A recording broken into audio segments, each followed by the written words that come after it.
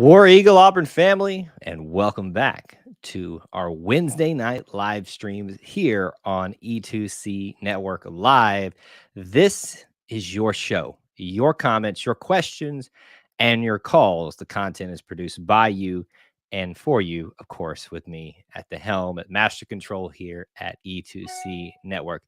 On topic tonight, or on the schedule tonight, as is the case with every single Wednesday night live stream, whatever you want to talk about in the world of Auburn sports, other Auburn related content. You want to talk about your favorite Auburn celebrities out there, things like that. We can talk about that too. It is really your calls, your questions, your show. So thank you for joining us, whether you are watching live or on the replay. We appreciate you being here, hanging out with us, spending some time with us as part of the E2C Network family, but more importantly and more broadly, the Auburn family.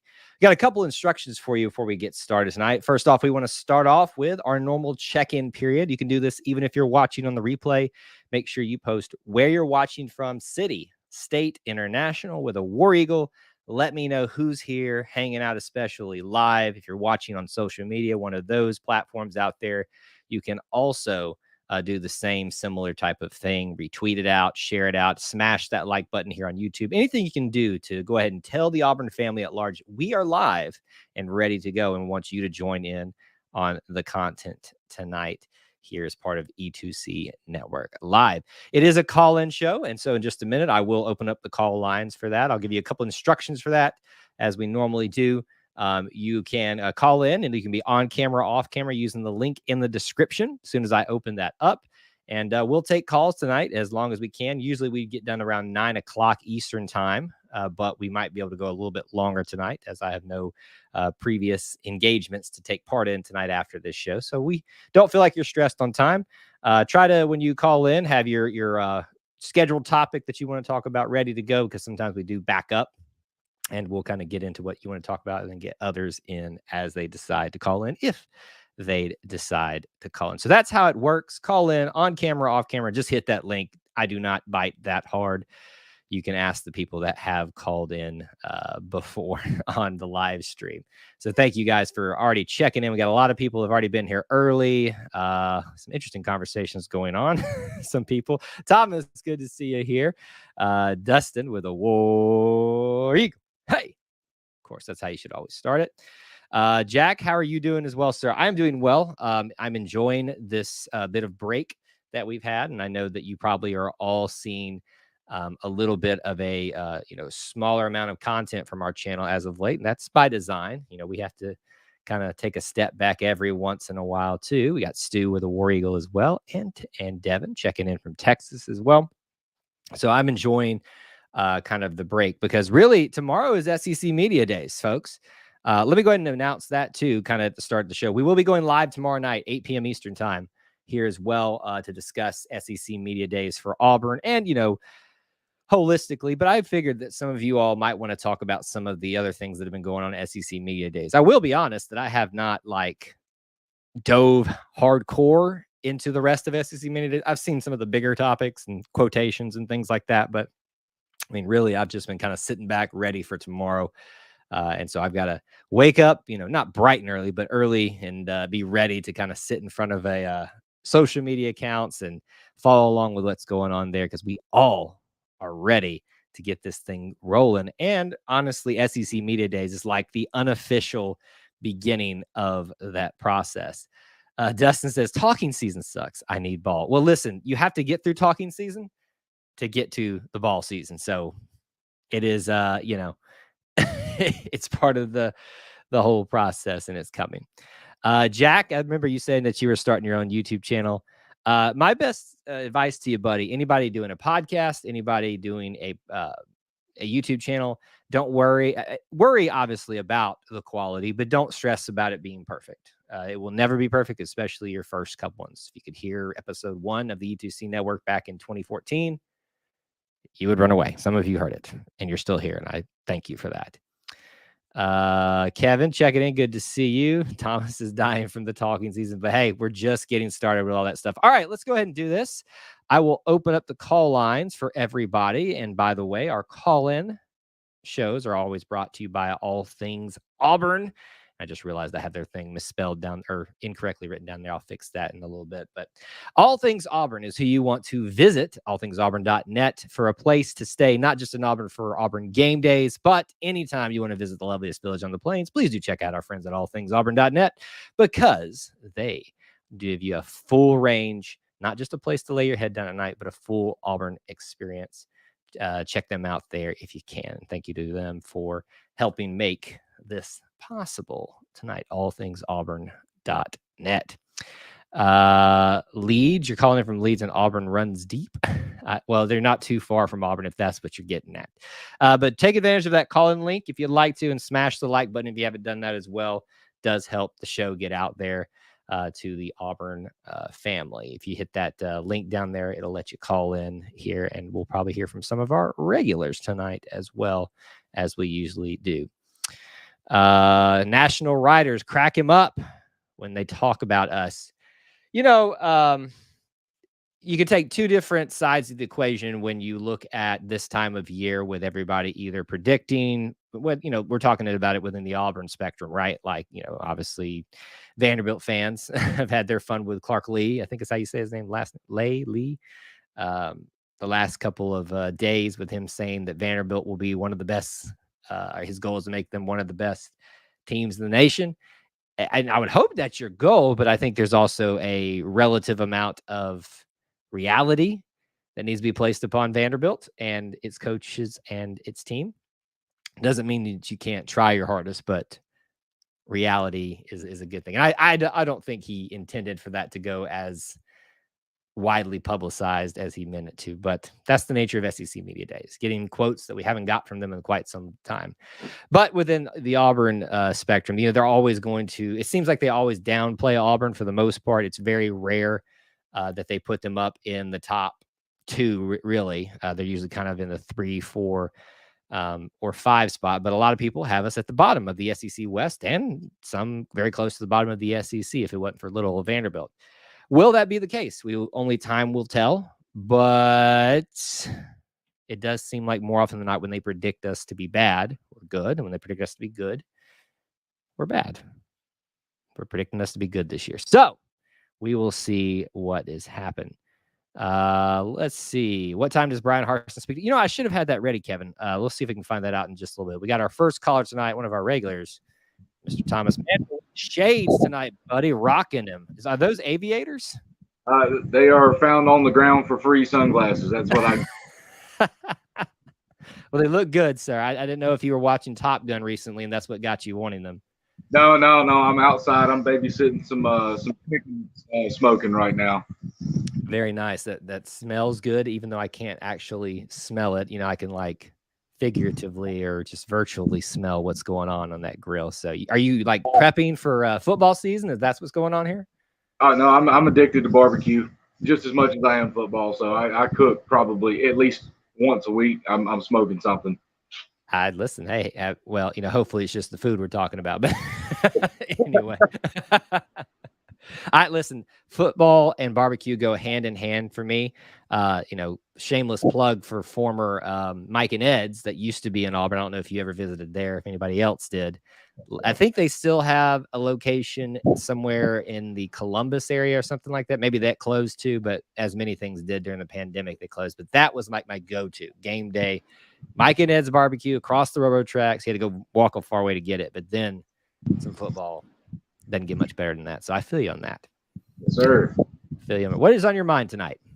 Short list tonight. I didn't really get much of a chance to dive into special teams this week. It was a very crazy week, but just short little laundry list of talking with other people, kind of picking up tidbits coming out of buildings in Auburn, so to speak.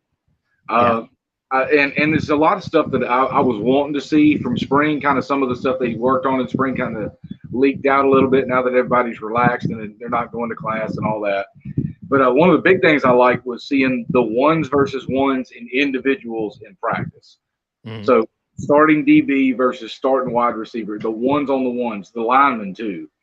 And that's good. That breeds a lot of competition. And when we've got depth, you're getting some really good reps in there.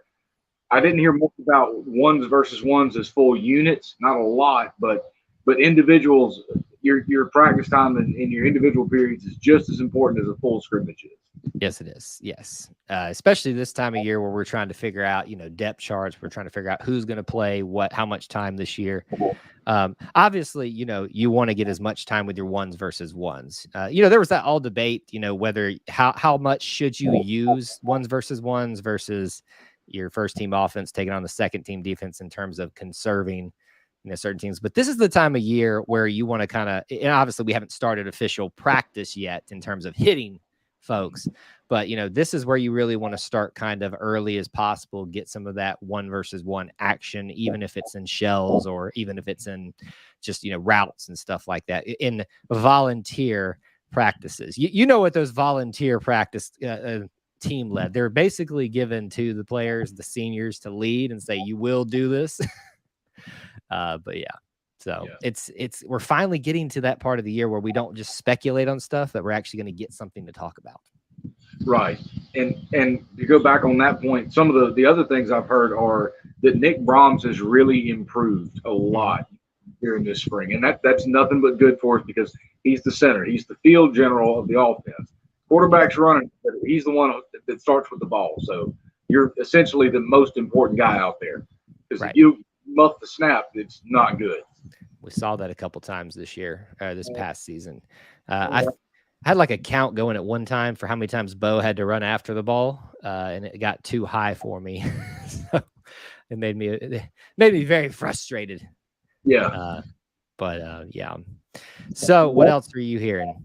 The other side of that is due to a lot more 1 versus 1 in the individuals, there's been the guys are getting a lot scrappier.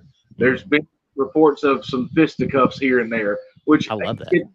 Yeah, that's exactly what you want. You want the big dudes, and especially like getting really, really at each other, getting into it, punches thrown, things, words said, people thrown around between the lineman groups, which that's where I want it. I don't care if a DB and a wide receiver fight about something. No, I want the big dudes out there being mean and tough, and that's good.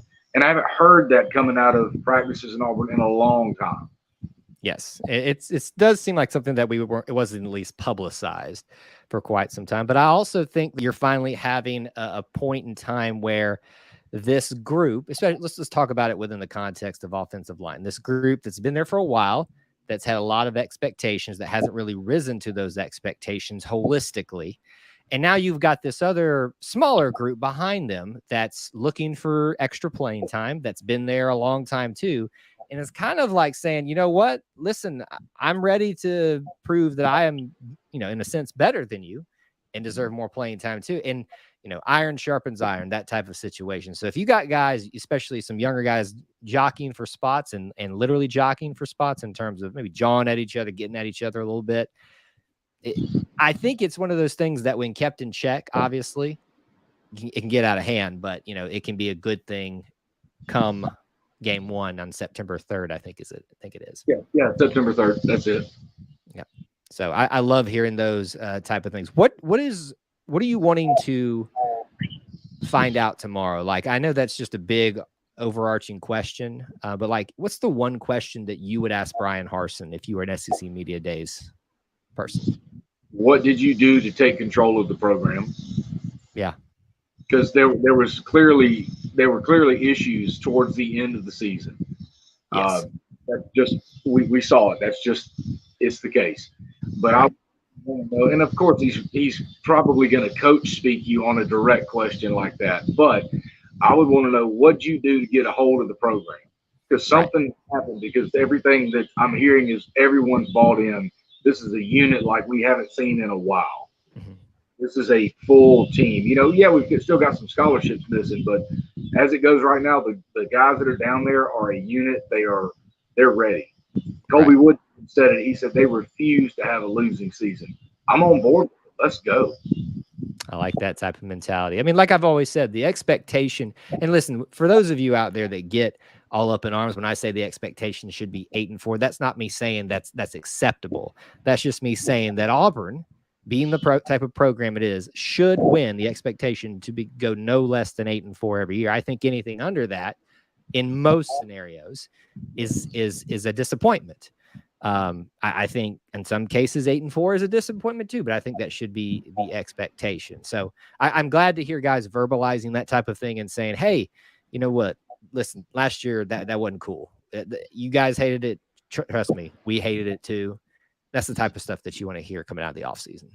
Right. You're 100% correct about that. You want to hear about everybody being on the same page and working together, not, some of the different things we've heard throughout, I don't know, the last 20 years of being Auburn fans coming out of practice and things like that. But another thing I thought was pretty cool.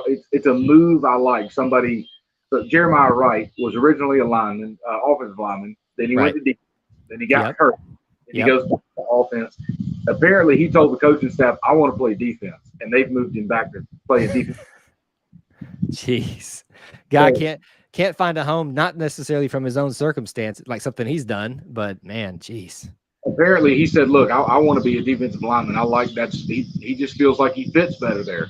Yeah. And that's a 6'5", 335 last time he weighed in that I know of. And if you put him and Jason Jones at 6'6", 330 in there, man, that's a lot in the middle. It's a lot of poundage. That's a please run it, Please run it up the gut, because there's not going to be much room for you here. If nothing else, we'll fall on top of you. We're not going to push you around. We're going to fall on top of you, and you're not getting back up. Yeah, Timmy Darby up the middle, please. Yes. So if you could ask a question, not just to Coach Harsin, but like, let's say you got your choices are Tank Bigsby, I'm blanking, Derek Hall, and who am I forgetting? What's the third one tomorrow? Help me here. Who? Is it Shanker? Shanker. So you got those three choices. If you could ask one question to one of those guys, who would it be and what would you ask them? I'm going to go with Derek Hall, and it's a two-part question. I want to know who's the toughest guy you've ever had to go against in a game, blocking you, and how bad do you want it? Yeah. Okay, cool. I think those are probably questions that we're all thinking about and ready to ask. So, what are your expectations coming out for SEC Media Days tomorrow? Like, are you expecting a lot of coach speak? Are you expecting some honesty? Because let me just say this. We all know the questions coming in some form. What happened in the offseason? Do you think Harsin says anything of substance to that effect? Or do you think that he kind of coach speaks it? Where do you on that scale of, let me just tell you what happened?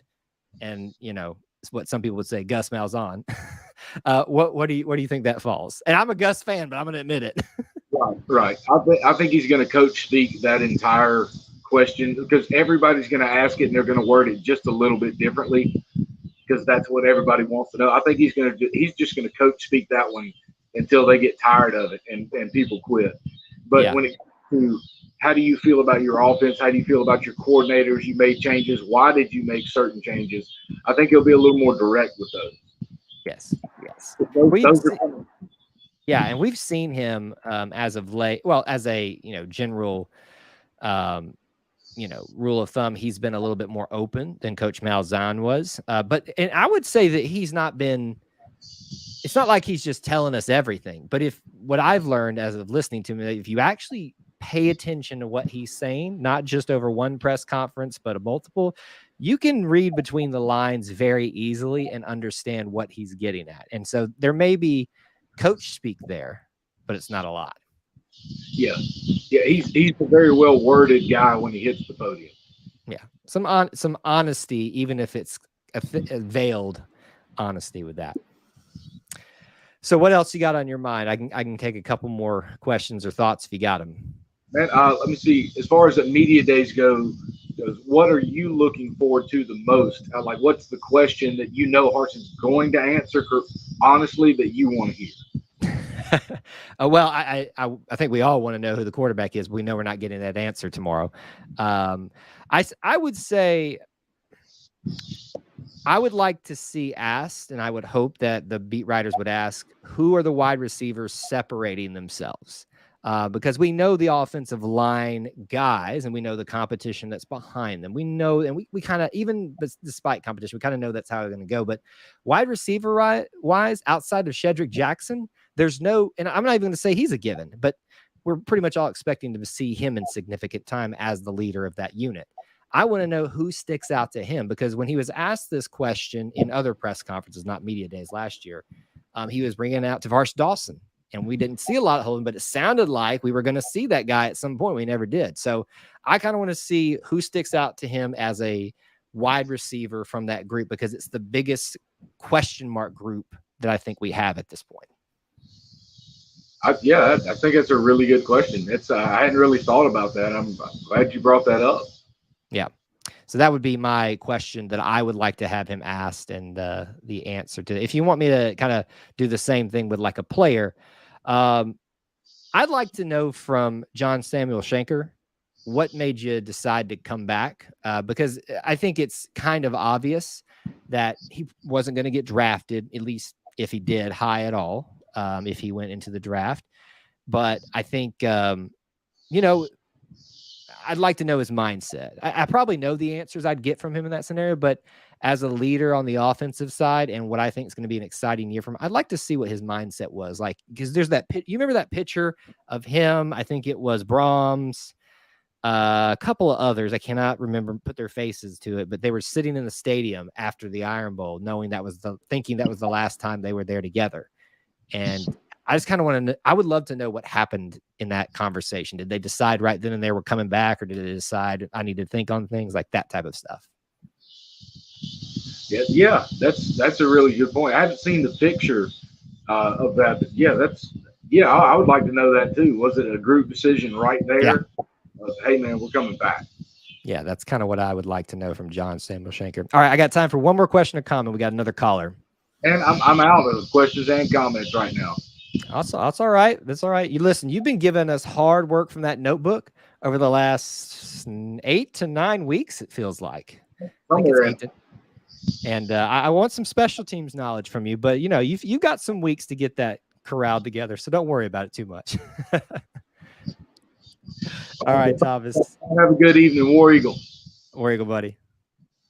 All right, good to hear from Thomas, one of our regulars. And if you've missed the last couple of weeks, you have missed a lot of hard work on his part, doing some note taking on different units. So you definitely want to check that out. All right, our next caller, one of our regulars, he's a Booster Club member, a channel member.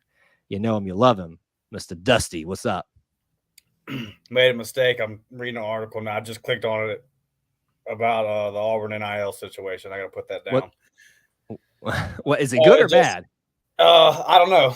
It was just saying, it was kind of explaining, because I guess the new collective takes over, or I don't know, was saying maybe they're about to take over on August 1st. Maybe it was July 1st. I'm not sure, but I don't know. Just trying to get up to date on that. Yeah. But before we get going, I just got off the phone with Navy Federal, and they think all that's worked out. So we'll try again tomorrow. Okay. Hey, listen, no problem. Worry. Card works everywhere else, but with E2C. They just don't want us. They just don't want it to happen, man. Listen, everybody's out to get us. I don't know what I can say. Well, maybe Navy Federal's got some Athens connections or something. I don't know. You never listen. I don't put things past people. I know how deep and how, even in my own life, how corruptible my Auburn fandom can be. I'll see a dog over there. I'll be like, I will. Funny story. In my previous job, I had a hand in managing the internship program. And so we would get a lot of these in that field of work, a lot of college students or post-college students from forestry departments, from life sciences departments. So you'd see Auburn, you'd see Georgia. So of course, as soon as I saw that Auburn one come across the desk, I'm like immediately into the pile to at least interview. Right. But then I'd see the Georgia one. I'd always bring the Georgia ones in, and I'd say, now listen, we got a problem. They Auburn fan, yeah. So, anyway, go ahead.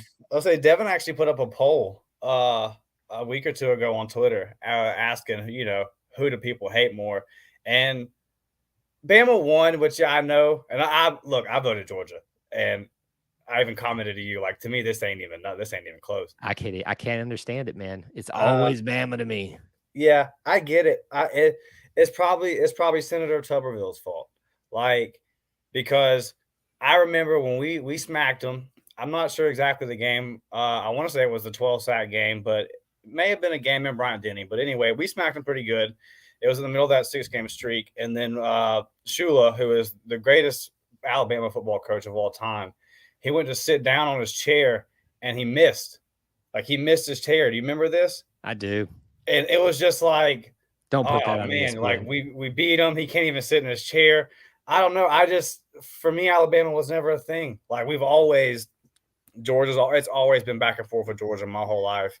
And it seems like no matter what the sport, I mean, even in basketball this year, we were miles better, and we win the game 72-70 on a last second Wendell Green layup. It's just, and it's that way with Bama too. I know, but I don't know. It's something about Georgia, and I've had personal experiences with them, with their fans, and it's just, as far as like obnoxious level, them, and then Tennessee, man, Tennessee is making a run. They are Tennessee is making a run with baseball. So you're probably looking at it holistically, right? With basketball and baseball. Yeah, no, just your fan base. Yeah, right. But for me, it's hard to beat Florida. And I think part of that is being lost because we don't see them in football ever, you know. And same thing for Tennessee, but, I guess because we're technically closer proximity, you get more of those fans, at least in the areas that you run around in. I'm surprised you, being from the Panhandle area, don't say that a lot about Florida. No, I definitely, the Gator fans are, I don't know. My Florida State fans are worse. Like, of the 3 Florida teams, Miami fans are probably the coolest. They kind of know what it is. And Florida State fans are definitely the worst. It's not. That's not even a contest. Yeah. They win that by. I'm not for this. Well, the topic I actually wanted to get on was conference expansion and NIL. Hit it up. But so kind of transition into that. I don't want any more expansion. But if Florida State was, for some reason, if it was going to happen, they've ran from it for a long time. Like, they've actively admitted that they've ran from it.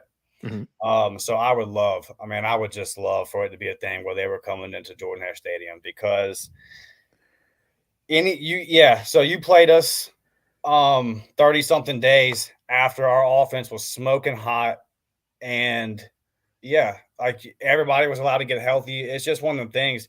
Yeah, you can beat these teams, you can beat SEC teams, you can beat us a week. That's not the point. That's never the point. The point is that Auburn's 4 road games this year are at Ole Miss, dealing with Lane Kiffin, at in Starkville, which is never easy. I'm sure they're going to throw that game at 6, 7 o'clock at night. We always see them to play Mississippi State at night. They're going to come to play. They're going to be ready. And these last couple of years, they've been a tough out for us, way tougher than they should be. Mm-hmm. And then Georgia, Bama on the road. So I just, any of those ACC people or anything like that, man, I just have a real tough time with your, like, Florida State. Just shut up is what I'm trying to say. I don't think that's going to be, anything that you wish that you get anytime soon, because even their baseball fans are annoying. Because I know you weren't there for that weekend, but with that group, I mean, I admire their passion, and especially for a sport like baseball that gets the back seat a lot of the times to football and basketball. It was nice to see a contingent of fans so loyal and so enthusiastic, follow their team. And it's not like it was a trek across the country. They drove 3 hours up to Auburn. I mean, like, that was the crazy thing about me. I sat there. I remember walking across the parking lot, seeing that group congregating. There's a lot of them. I was like, wow, that's pretty good. And then I started thinking, I can drive down to y'all's place in 3 hours. It wasn't that big of a deal for you. So let's not get super excited here. Act like y'all are the biggest traveling fan base ever. Yeah, I dated a girl that was going to Florida State, and she tried to tell me about the Miami game. You've never seen anything like it. Yeah. No, I've never been to Tiger Stadium, Auburn, LSU, or anything like that. I've never seen it.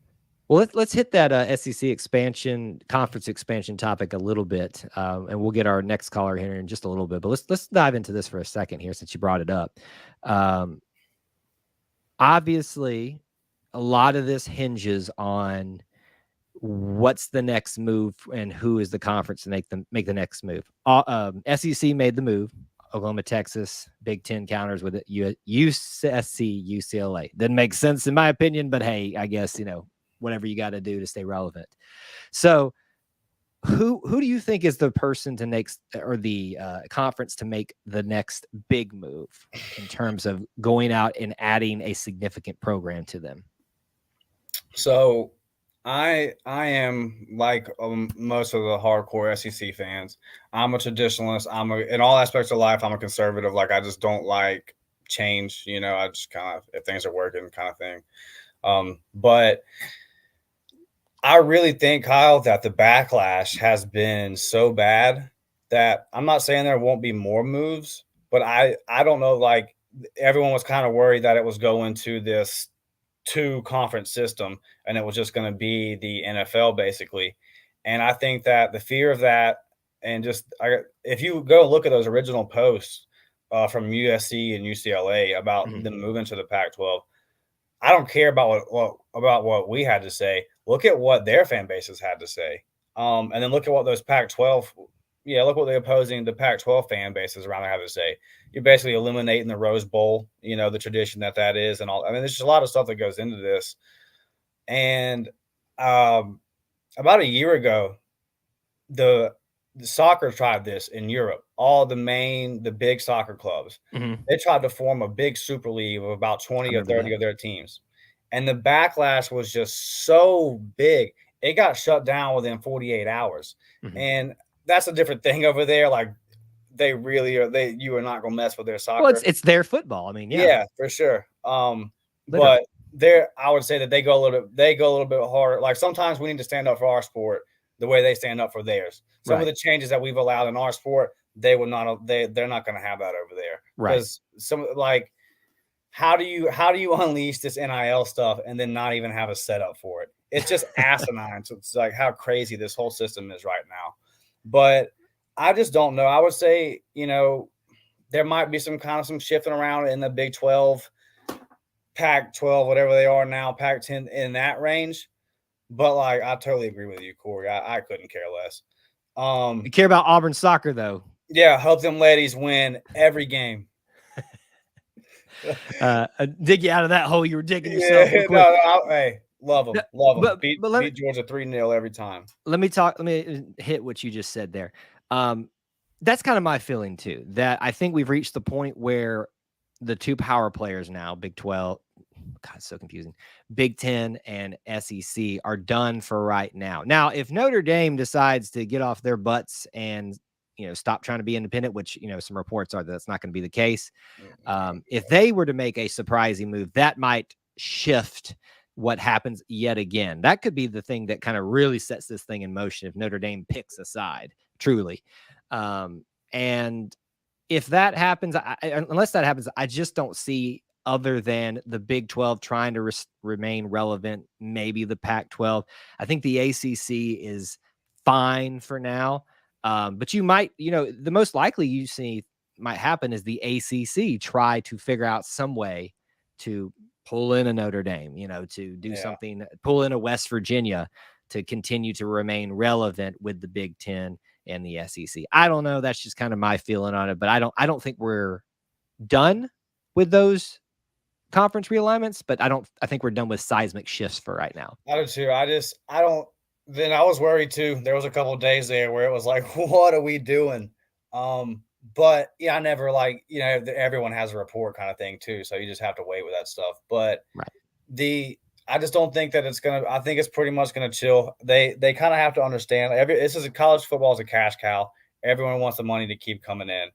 And it's kind of like, there's so much change right now. And I understand that it freaks everybody out. And I'm that way as well. I don't want college football to change at all. But, so with the NIL, they're going to have what Shanky said. The first thing he said was every single coach talked about, we got to get the boosters out. We've got to get some rules established for this NIL stuff. Coaches are going to get fired, come through, and the new coaches are going to be saying the same. It's just there's got to be some rules to this stuff. It's going to continue to be talked about. I would anticipate by this time next year, I bet we've got some guidelines, at least within the SEC, but hopefully broader with the NCAA as far as NIL and all that kind of stuff. Yeah. And let's say there's not. I also feel like with the transfer portal, over time, it can just self-correct itself. Let's use Texas A&M, for example. Let's say they're spending $40 million on this recruiting class. At best, of those 25, 26 kids, 10 to 12 of them are going to contribute to you. Right. You can at least guess around 10 of them are going to hit the portal at this point. So with that being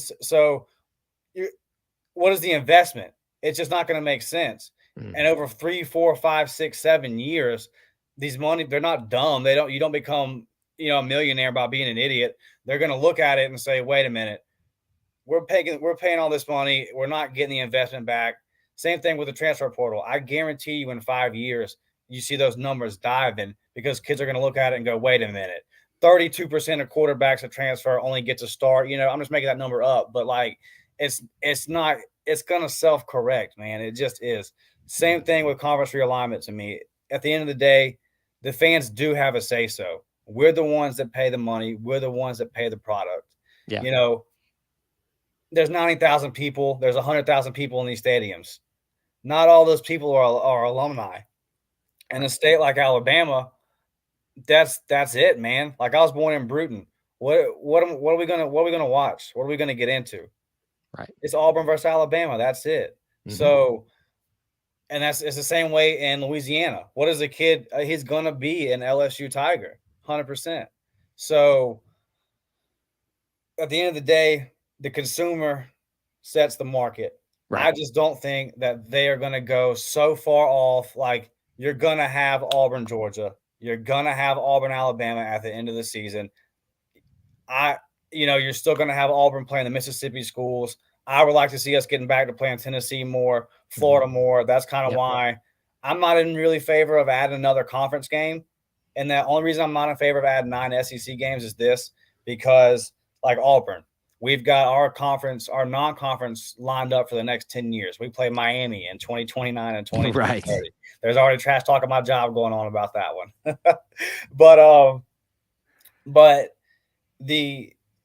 So if you play 9 conference games, you're only leaving 2 cupcake games. And right. I'm sorry, I'm a fan of the cupcake games, especially as an Auburn fan. I'm fine with the opening cupcake game just to get your feet wet. But hey, No, Kyle, listen to me. Give me as many of those as you can, because when they all sit at the table, they say they consider our strength of schedule or whatever. They say that. Cincinnati gets in though, and I'm not trying to knock them, but like, right. you know what it is. You just look at who we play, and we're Auburn, so of course we're like, yeah, bring Penn State down. we already got to play A&M, Georgia, and Alabama every year. Oh, and LSU. Everyone's just writing off LSU. Boy, Brian Kelly's won everywhere he's went, and LSU. Yeah, but it's taken him a while not a while. It took him at least a season to get his footing at a university. But once he does, look out. Brian Kelly's in the national championship game. They're not going to miss a bowl game, and then they're only going to go up from there. So it's just that LSU is going to LSU. So and we got to play all those teams every single year. And then I look at a team like Clemson, who plays 1 to 2 ranked teams a season and gets in the playoff off of it. It's just so for me. And then it's also one of the things too where we're keeping these schools afloat. I mean, if a Chattanooga or somebody comes into Auburn and makes $1.7 million, man, their baseball team probably that helps their whole athletics program. So you got to look at that kind of stuff too. Yep. Like you got to keep the sport healthy, and those teams, those Lafayettes in Louisiana or the UABs and the Troys, they're never going to be. They understand that, but we can keep them alive and we can keep them a part of the sport. And I think all that's going to happen. I just think that everyone's kind of freaking out. Kyle, I think the backlash has been so bad and it's so stupid. I don't know if the UCLA USC thing will even happen. Like, hey, listen, crazier things have happened. Because, like, I saw one of the equipment managers for, I think it was Rutgers, just put out the trip that it was going to be, the 4,000 miles. And it's like, okay, for every sport, we're going to do this for basketball and for baseball and for tennis. Really? Okay. So we know how college basketball works. You're going to send Penn State to USC on Saturday, and then they got a Tuesday night game versus who? How's that going to work out? Mm-hmm. I just don't see it. I really don't. I don't even think it's one of the things I don't even think it's going to make them the money they think. Like, I understand television deals and all that kind of stuff, But I really like. I'm just looking at it from an Auburn perspective. If Auburn was to go do something like that, and all of a sudden we're playing these teams that we've never played, I don't know how much I would be invested in it. Yeah, I really don't. I mean, if Auburn goes and joins the ACC, I don't know. I don't know how much I would even care as much as I love Auburn. Like that's right. just not Outside of those, particular matchups, Clemson, FSU, maybe so a far off Miami. of tradition. Yeah, And that for kind of them, stuff. they're not playing Oregon. They're not playing Cal. They're not playing all these teams that they've played for 100 years. I just think that matters.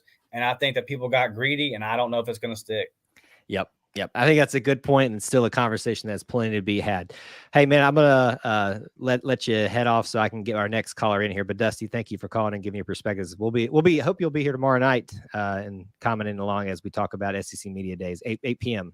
I want to make one quick point. Yes. So we talked about recruiting, and me and you we have specifically talked about if we were a parent of a kid, how we would approach the Auburn situation right now. Yeah. Jeffrey Lee on the Auburn Live podcast, I want to give credit, to those guys. Right. He talked about literally, I want to say it was the Wednesday after we talked about it on Tuesday stream last week. He said he had talked to 3 different prospects and their mothers, three moms. Auburn is our number 1 choice. If Harsin is Harsin is still the coach, probably going to end up at Auburn. Love the coaches, love the school. Mm-hmm. The situation, can't commit to it right now. Right. So it's what we all knew. We shot ourselves in the foot. Yeah.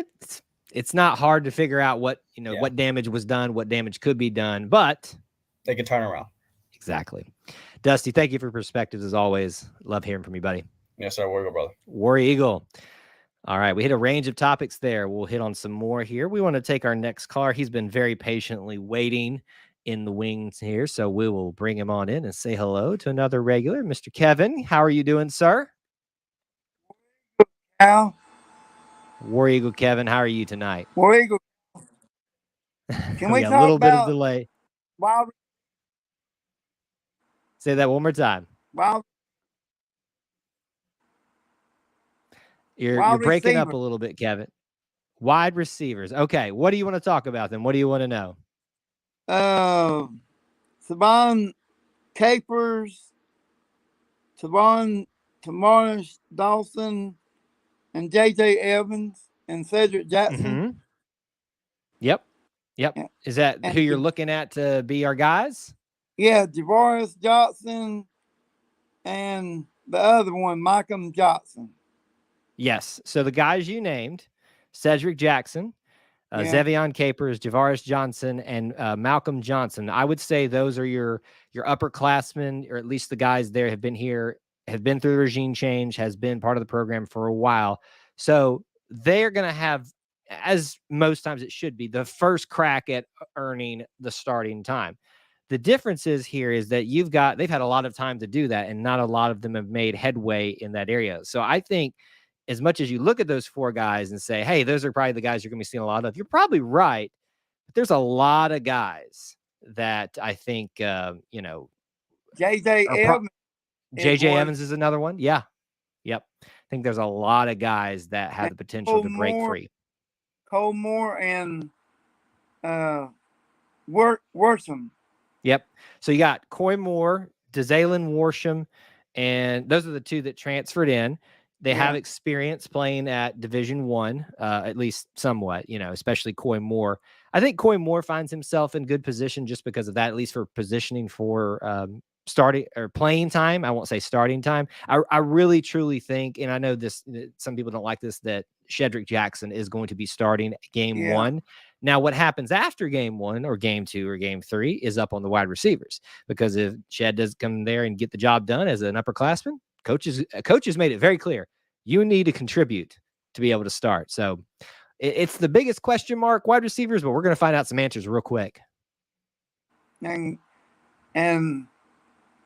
what time does Brian Orson talk tomorrow? That is a great question, and I'm actually looking right now because Devin posted, I think it's 9:05 right here. If you missed it, Harson's speaking at 9:05 Eastern tomorrow morning. So set your alarms or set whatever break you need to take at work if you're at work tomorrow. I think a lot of you in Central Time will probably just be getting to work. So maybe that'll play into that. I'm kind of hating, honestly, that we're that early. I was hoping we were going to be the last one of the day, but it is what it is. You heard about that Texas A&M running back got arrested? I did not. Honestly, I don't really pay attention to the other teams outside of those big news stories. Now that might be one, but my interest level in Texas A&M outside of us playing them is very low. So unfortunately, I didn't hear about that. How you been doing? I've been doing really well. Like I said at the beginning of the show, I don't know if you were here. It's been nice to kind of sit back the last month or so and just kind of breathe for a little bit because, I mean, tomorrow obviously is a big day with SEC Media Days, and then we'll have about another 2 weeks until, well, not even 2 weeks, week and a half until practice will start. And it'll kick up for me. When do they practice? They don't know. We don't know the official schedule yet, but typically what happens is they'll announce it either at SEC Media Days or they will announce it very shortly after that. Like the days after that. They haven't announced anything about Fan Day either yet. They haven't. I know you're really excited about that, but usually that comes with the announcement of the schedule. So he'll say what day we're practicing, how many practices they're going to have. They won't give these specific dates usually. Sometimes they will. And then they'll say, fall practice will be completed with a Fan Day. So that's usually, what'll happen there. So I'll plan to be there. I bet the Fan Day will be August 27th. Yes. That might be right, actually. You may have that. Last time they did that the week before. You actually may be on. Their first game is September 3rd. You might actually be on to something there. That may be exactly where it happens. I don't know if that's the Saturday before, but if it is, you may be right, Kevin. You may be right. How about those guys committed elsewhere? You think they flip their commitment to Auburn? Well, anybody that commits this early is obviously prone to being flipped. They're more likely because there's more time, right, before they actually sign the dial. The problem is that they now have the early signing period in December, which means it's not really that long of a period. I mean, honestly, it's not. So I wouldn't set your hopes on anybody flipping. I think a lot of people look to forgetting the kid down in I'm sorry, I'm blanking on his name, but there's one guy that everybody's kind of got their eye on and saying if he commits now, he's going to change his mind. Air Nolan. That might be it, but I'm sorry, I'm just blanking on its name right now. How about this? Let me ask you this, Kevin. SEC Media Days tomorrow. What would you ask Coach tomorrow if you were one of the reporters? What specifically would you want to know from him? I will ask him who might be the starting quarterback. Do you think you'd get an answer from him? I might.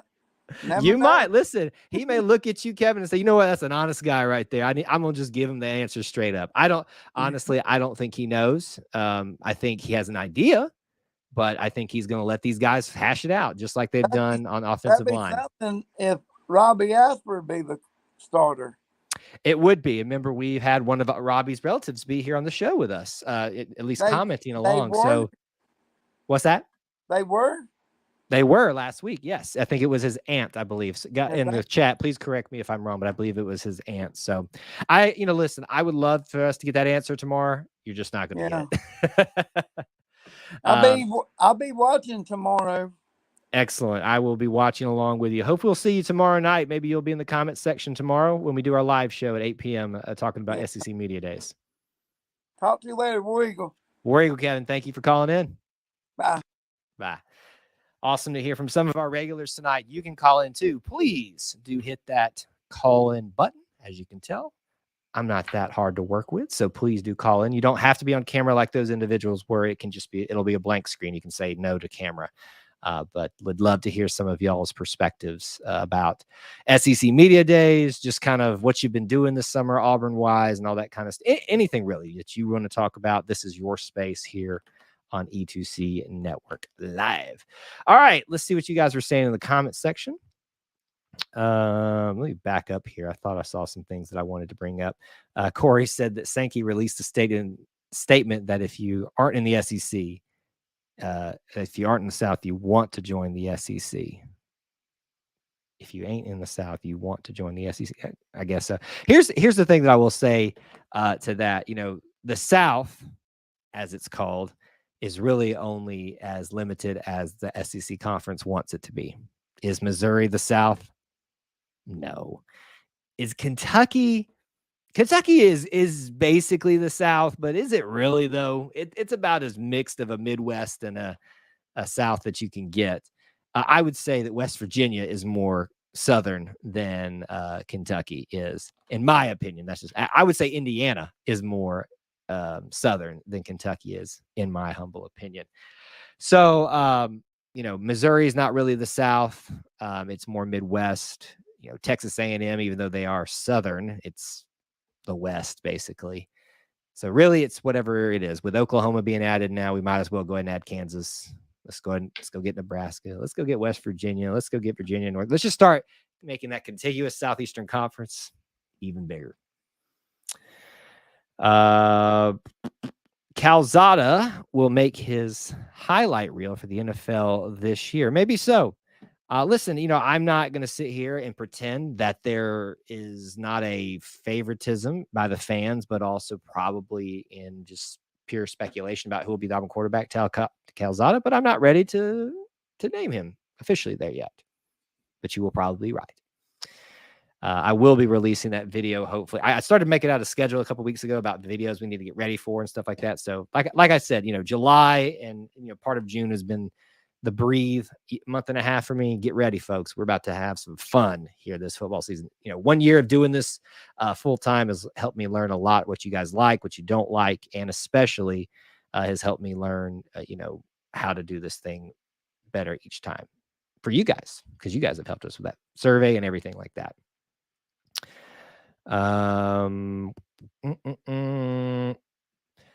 Dusty said, Kyle, I'm a huge fan of hiring a scouting director from Dallas. Smart, forward-thinking move by Harsin. I agree with that. It was a very forward-thinking is probably the best way to say it, but it was a very kind of chess move, I think, on his part. I think it also is one of those things that he puts into place. So let's consider Harsin is the king, right? And obviously he's the program leader. You want to put, and when I say pawn, I don't mean it in a bad way, but these pawns and pieces around him to protect himself from the enemy, meaning, the teams, the rest of the conference, the rest of college football, but, the forces that be that don't necessarily like him and want him.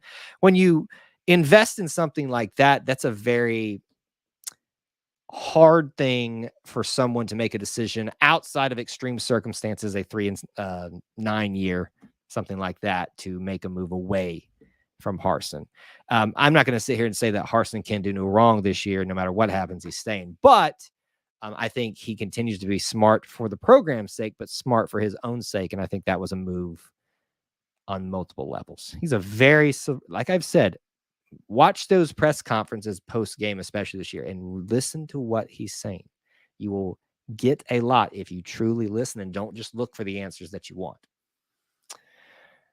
Oklahoma isn't the South. Yeah, I agree. I don't know really where Oklahoma fits into that equation. I mean, because to me, the Midwest is ill-defined. It's not Michigan and Wisconsin and all that. That's the Midwest geographically should be basically Oklahoma, Nebraska, Kansas, Dakotas, Wyoming, all that stuff. That should be the Midwest in Colorado, but it's not. Makes no sense to me, but it is what it is. But they're definitely not the South, so I don't know where you put them in. But now they're part of the Southeastern Conference. So it is part of the South, so go figure. I'll judge the North, the South, and North. I'm ready for the trolls to boil over Dusty's teapot. Oh, man, yeah. Listen, if you guys think that we're not going to have a lot of interesting people pop in this on the channel this year, just get ready. I mean, we saw humongous growth last year Relatively speaking, obviously people grow faster than I do, but it's going to be a fun year. I think I'm as much, like I've said 1,000 times on this stream right now, that I've enjoyed my break from all of this. Somewhat of a break. It is, there's an itch that's ready to get back to post-game live streams and, talking about stuff in the middle of the week, breakdowns and grades and highlights and stuff like that. I'm talking about football. I'm talking about basketball. I miss baseball. Heck, like it just was here a month ago. I miss it. That was so much fun. I love this year. It's a great Auburn sports year, even without football doing so great. Let's see. If I was him, I'd drive that hiring and the Ike Hilliard hiring. Yeah, I think those are two very, very strong ones. Peggy, good to see you. War Eagle. Everybody, she says. Yeah, I think that's two big hires that help the program, but also help him position himself for the future. Devin says Greg McElroy was giving Auburn some love today on the SEC Media Days. Not many others are. I think I've been shocked. I forget the player's name, but the guy from Georgia who was asked what's the most impressive or intimidating place that you've played, outside of certain things. And it's Jordan-Hare Stadium. And he went on to say that people seem to always discredit Auburn, and he knows firsthand how formidable of an opponent Auburn is away or at home, but especially at home. So there's some respect there, right? And I respect the athlete from Georgia to be able to recognize that. You don't come into Auburn without a fight. And the Georgia game last year wasn't much of a fight, but they tried. There was an attempt, as the saying goes. Greg McElroy, for all the times that I have not liked him as a player and as a commentator, I would say that he does a good job of, at least on the surface, appearing somewhat unbiased a lot of the time. I couldn't say that for him early on, but I will say that as he's molded into an SEC network, ESPN guy, he's gotten a little bit less unbiased. And I would say the same for a guy like Cole Kubik, who's an Auburn guy. Same thing for him as well. Y'all, listen, do y'all remember how we got invaded by Penn State fans that week? I posted one video, with the question, is Auburn ready for Penn State's atmosphere? And you would have thought that I just had cussed out every Penn State's grandmother and sister and old great-grandfather. They were not ready for someone even asking that question. So I don't think we'll get as hyped as last year for that, because it's going to be a day game, but I hope some of you Penn State fans that have been subscribed, that have been dormant for a while, come back into the fold. We're only, 3 weeks into the season. Let's do this thing again. College football season kicks off 2 months from now, Lee. I don't think it's 2 months from now, buddy. I think it's 1 month from now. I mean, literally a month and 11 days, 14 days. So it's a month and a half. We'll say a month and a half. Close enough, right? Steve says, I need to know why no one is talking about the Auburn boosters. These are the same boosters that tried to oust Tommy Tuberville back in 2003. Please interview Tommy about these people. 2 things, Steve. Good luck getting an interview from Tommy Tuberville that is not political related, because he is in politics now, and that's what he talks about. Second thing, what boosters? This is a conversation that has, been long going with amongst the Auburn faithful. Everyone wants to just use this, and I'm not, Steve, please understand, I'm not picking on you, but I want to know, who are you talking about? Don't just say a collective boosters. Who specifically we have this idea that these boosters are out there to get us or to get the team and just influence, but who are they? Jimmy Rain is one that everybody brings up, but nobody ever presents me any evidence of that. So if you're going to say, let's talk about him, tell me who they are and what they did.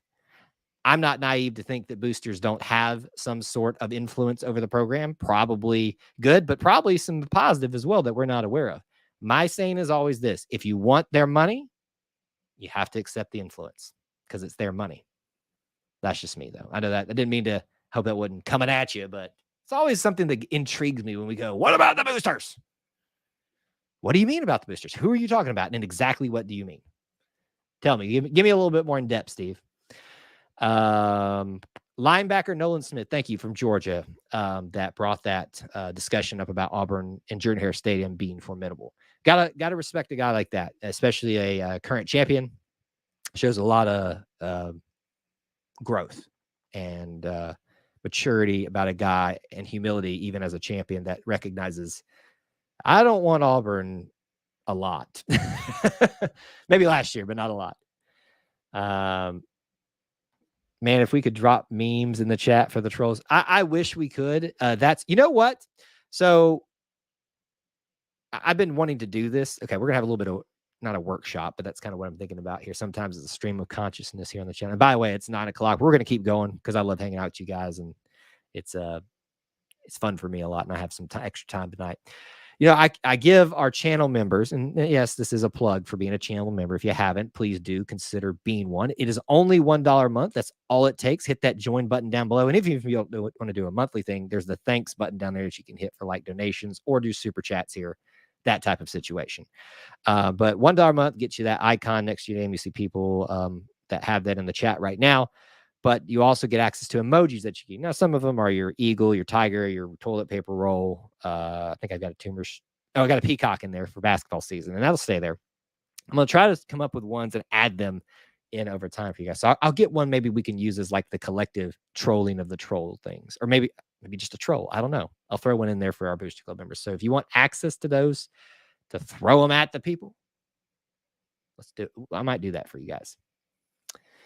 All right, I'm getting a little bit behind in chat, so let me keep moving here. The Penn State game will be everyone versus the Heat. You are not kidding. Not looking forward to that.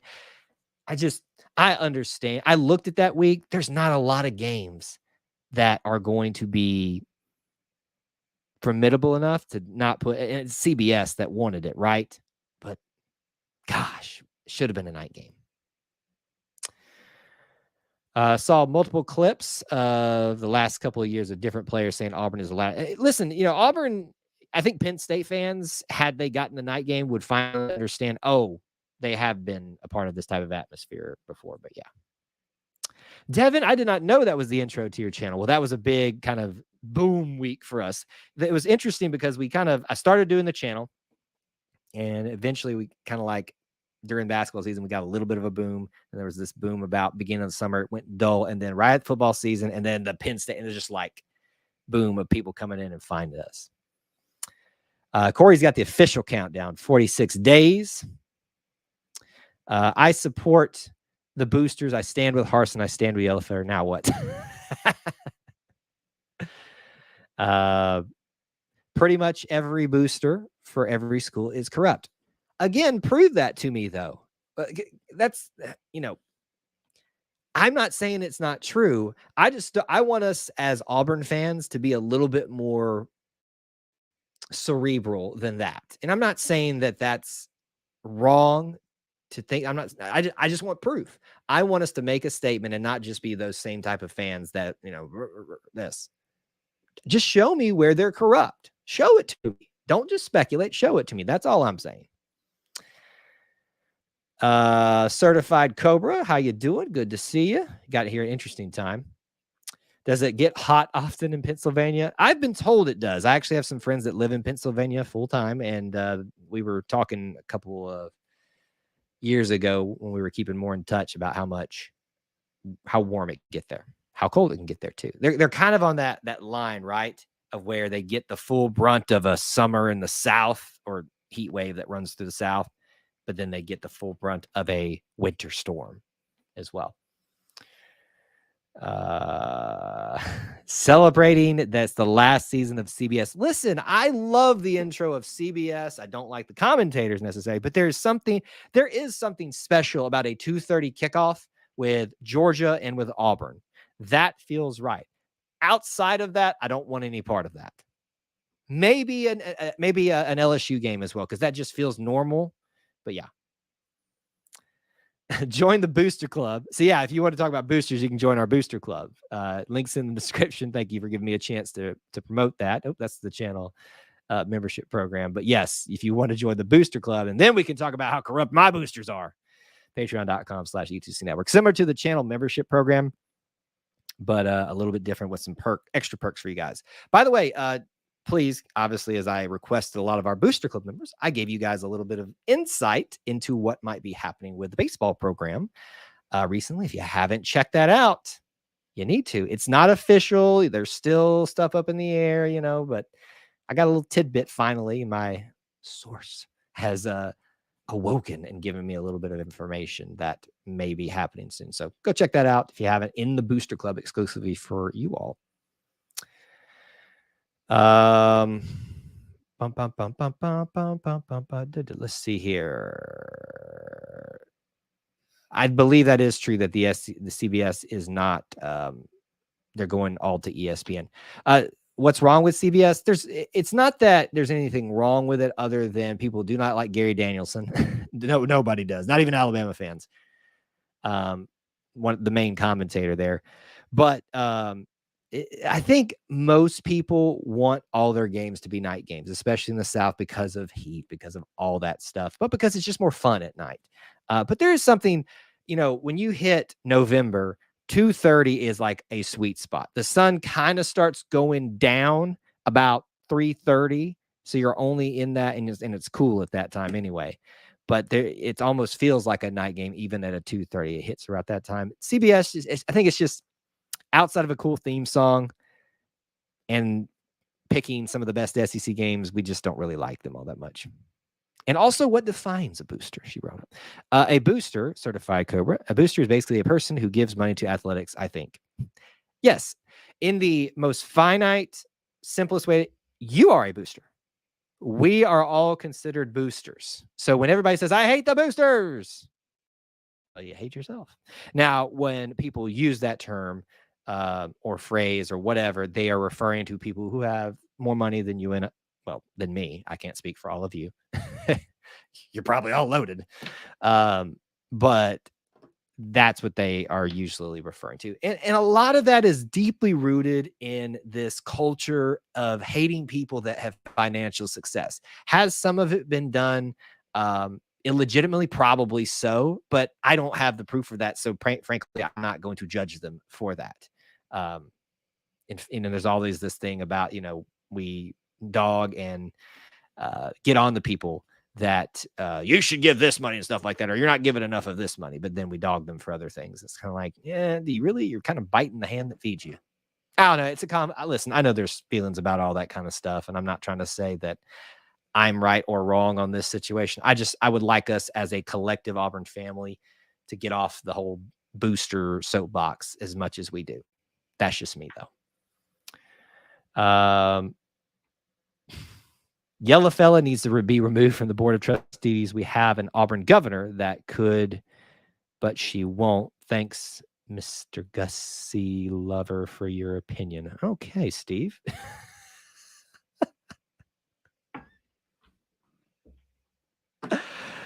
I have never, so that's how it's going to be, Steve. I have never in my life met people who get so bent out of the shape because you like a former coach. It's interesting. It's very interesting. All right, let's see. Boosters. We already talked about that one. 2 words, Gary Danielson. All right. I think a lot of you guys are kind of covering a lot of those questions that we talked about there.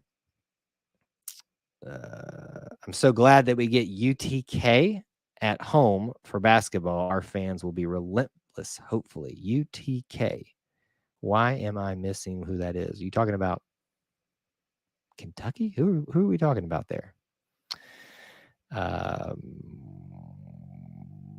Let's see here. If CBS replaces Gary Danielson, it most likely would be Aaron Murray. That would be hilarious, though, wouldn't it be? It would be hilarious if Aaron Murray.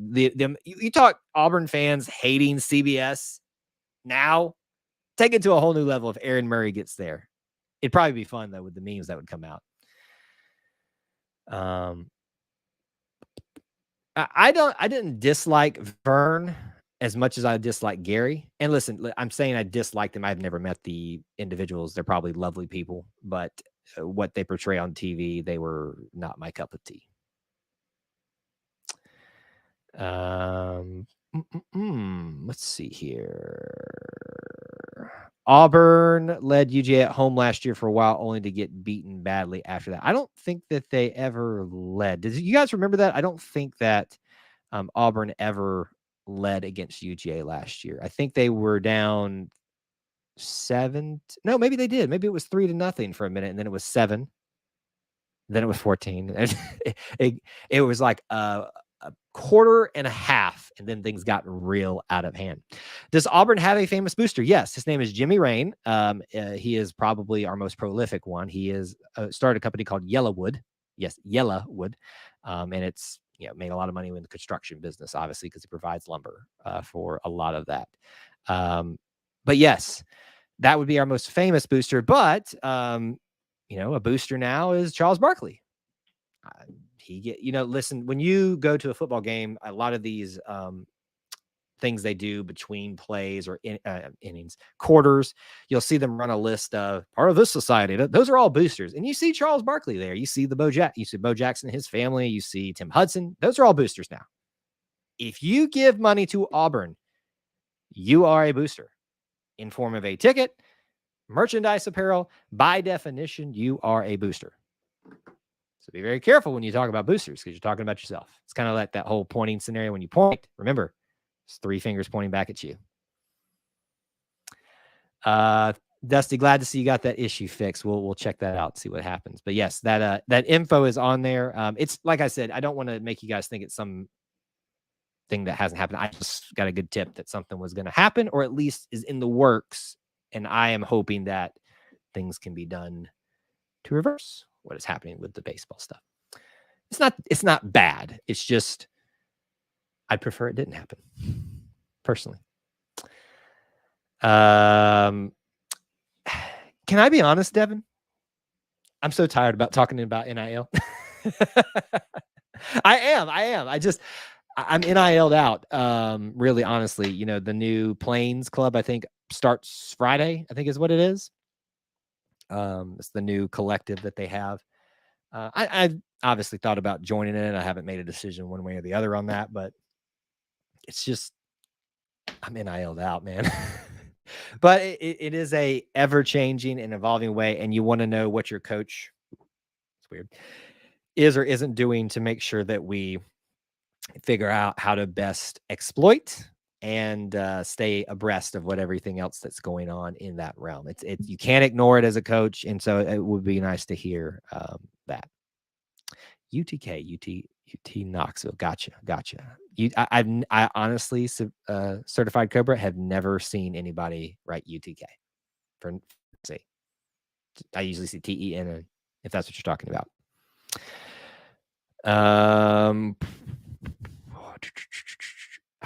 I do.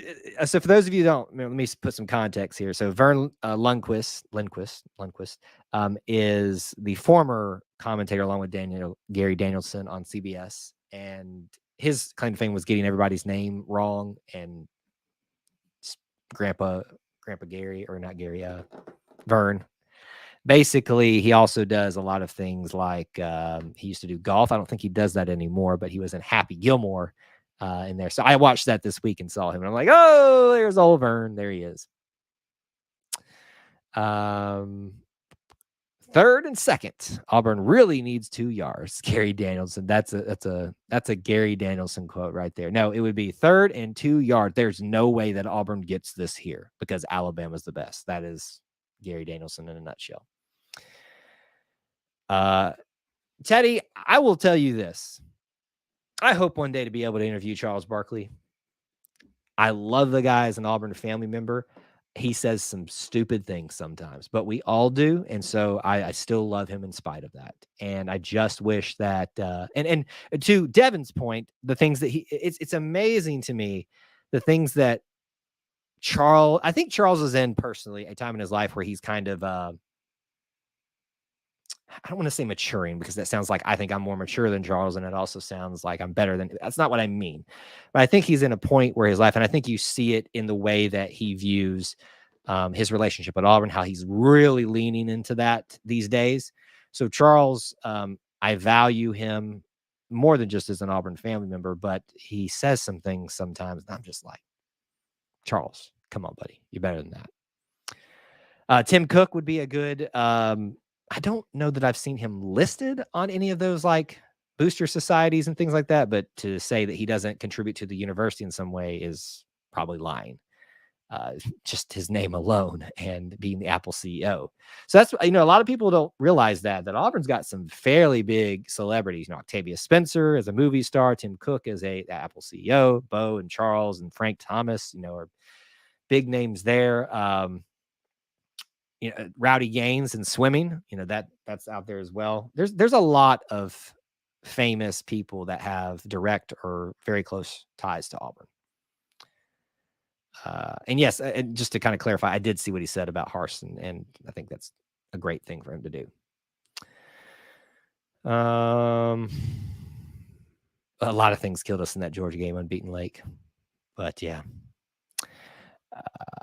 Let's see. Okay, let me skip forward just a little bit here. Now you got me curious. Yeah, you can. Usually when you update your thing, it takes a minute for it to go through. So we'll double check all that later. The media will try to make everything about Saban tomorrow, like they always do. Didn't he already had his time? So why would they make it about him now? I mean, probably by the end of the day. So it's probably good that Auburn's not the last one to go. They would be making things. Let's wrap it up and talk about, is it going to be Georgia and Alabama? So whoever's the last one. Yeah. We have USC, Washington, and West Virginia back-to-back.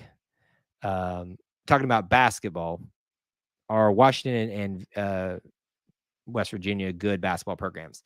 Historically, I would say the most prolific of those is West Virginia with Bob Huggins. Now, they did not have a great year last year, and I think recently, but don't count out Bob Huggins. And USC has had kind of up and down, but they've always been relevant. Washington kind of like sitting there just at the cusp of being a more relative basketball program. So yes, they are all, in name alone, good games for Auburn to play. I think if Auburn sweeps their non-conference play, they're gonna look really good going into the tournament. The SEC is going to be tough, though. SEC is going to be tough. Lane Kiffin is a national. Well, no, actually, I don't think Lane Kiffin is a national treasure. I think Mike Leach is a national treasure. When he posted about his opening statement, I said legend. Just legend. He's a legend. I don't want him as my football coach, but I love having him in the SEC. Clint is here. Everybody wave hi to him. He's here just checking in with us. Hope you guys enjoyed our show with him the last week. Check it out. We talked about crazy Auburn uniforms last week. That was a fun conversation, as it always is. Am I the one and only fan of Sam Pittman? Yes. We all made fun of the Sam Pittman hire for Arkansas. In hindsight or hogsight, it obviously wasn't that bad of a choice. I think Sam Pittman needs to show a little bit more I was thinking of a word and I couldn't come up with it. A little bit more for him to be considered a great hire, but it was a good hire as of this point. Let's see here. Washington sucks at basketball, and I'm a UW fan. Now, they haven't traditionally been bad at basketball. They were good when they came to Auburn. I'm excited to go play them again. I like Auburn's just trajectory. USC, we're going to go to USC. We're going to go to Washington, come back around to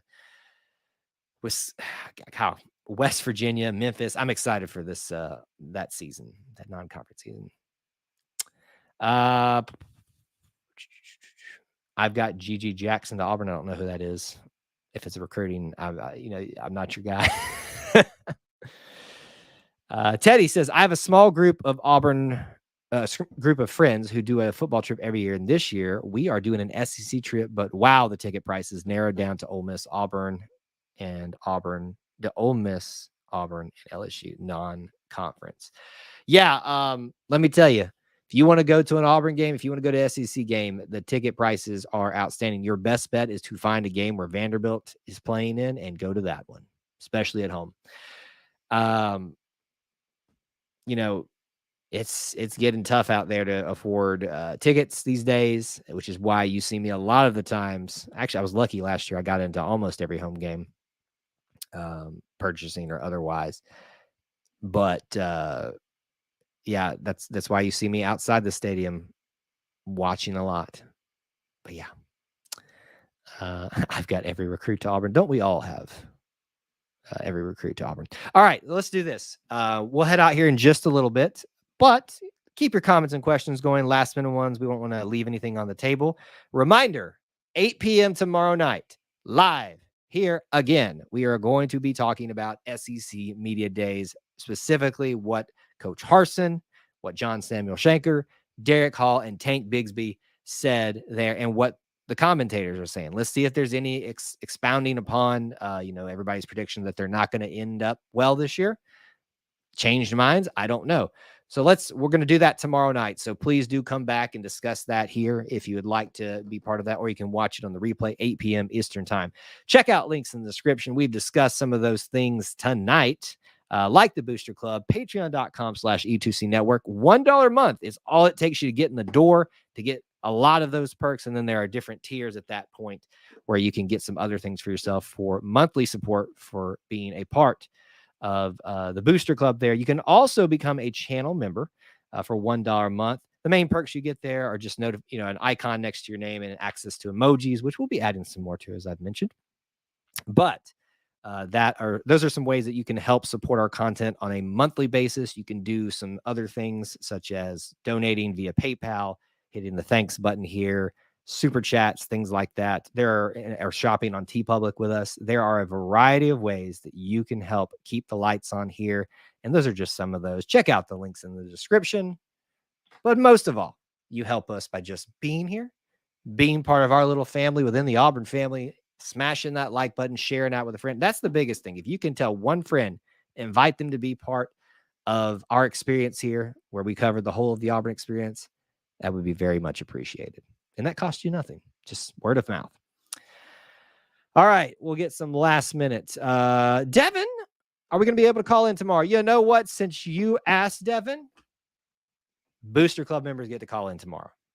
I do that sometimes for our Booster Club members.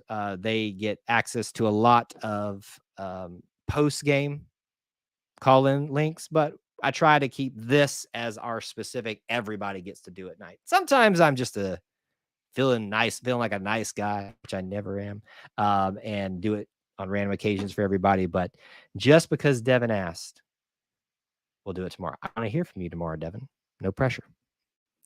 Where can we listen to the player interviews? I haven't seen any on SEC Network. Been watching it all week. You will find, as typical, I'm sure, media companies like AL.com, I'm sure 24, they're going to be putting, if not the whole clips up there, they're going to be putting interviews up there, but clips of them. So that would be how you would pay attention to those. They're going to write articles about them. So even if you can't watch it in full, there's going to be ways for you to keep up with what's going on. Listen, I want everybody to think tomorrow is going to be some earth-shattering day where we're going to get something, really confounding or outstanding about, what Coach Harsin or his players say or the commentators say. But it will be nice just to get this thing kicked off, which is what Media Days is all about. So I'm excited about that. If that's what you're excited about as well, then I think you're going to be.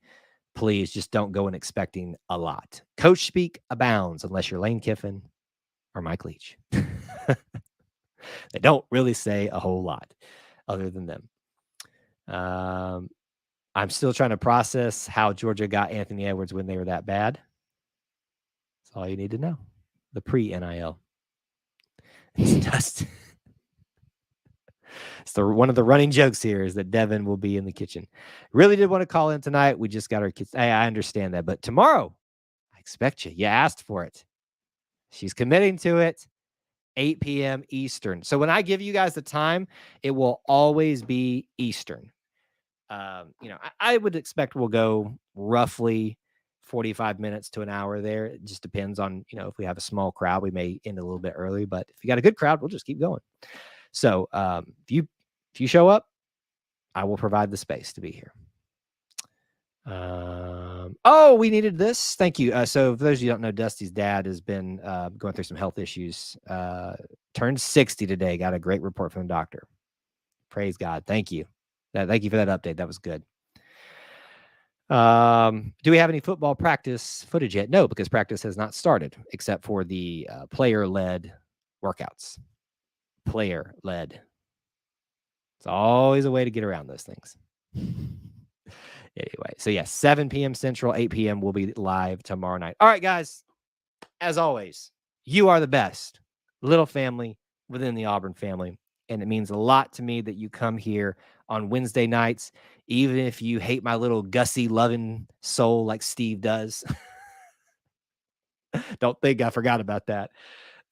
Even if you hate my Gus Malzahn loving soul, I appreciate you being here and hanging out with us and choosing to be a part of our live stream here. You guys are the best, and I appreciate your support and your patronage and your friendship for a lot of you, and all of you, but especially those of you I've gotten to know better, especially over this last year. I'm excited for what is the unofficial kickoff of Auburn football tomorrow in SEC Media Days. So until we talk to you tomorrow night, 8 p.m. Eastern time,